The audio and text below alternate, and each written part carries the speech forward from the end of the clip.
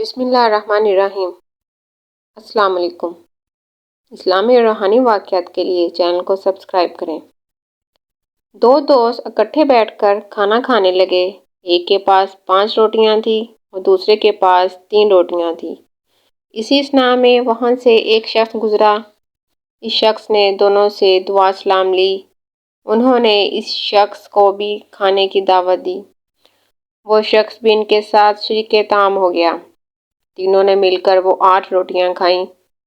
کھانا کھا لینے کے بعد اس تیسرے شخص نے جاتی دفعہ ان دونوں کو 8 درہم دیے اور یہ کہا، چونکہ میں نے تمہارے ساتھ کھانا کھایا ہے اس لیے یہ اس کی قیمت ہے، تم دونوں اس رقم کو آپس میں تقسیم کر لینا۔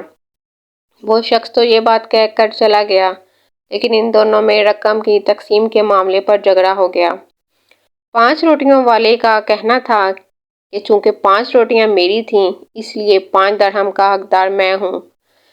تمہاری صرف 3 روٹیاں تھیں اس لیے 3 درہم تم رکھ لو۔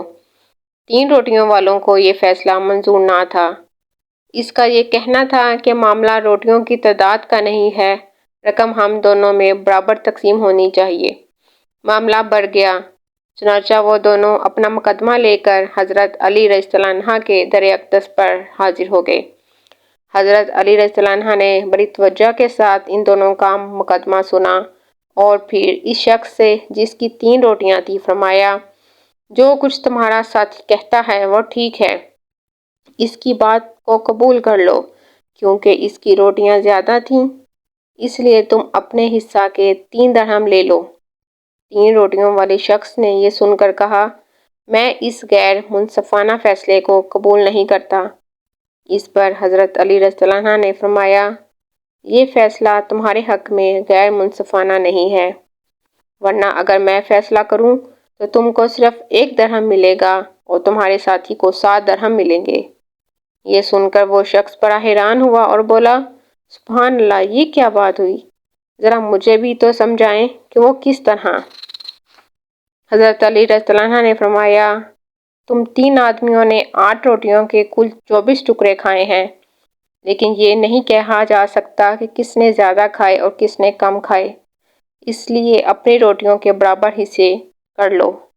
چونکہ تمہاری روٹیوں کے 9 ٹکڑے ہوئے تو اس میں سے 8 ٹکڑے تم نے خود کھا لیے اور تمہارا صرف 1 ٹکڑا بچ گیا، جبکہ تمہارے ساتھ کی 5 روٹیوں کے 15 ٹکڑے ہوئے جس میں سے اس نے بھی 8 ٹکڑے کھائے اور اس کے 7 ٹکڑے بچ گئے۔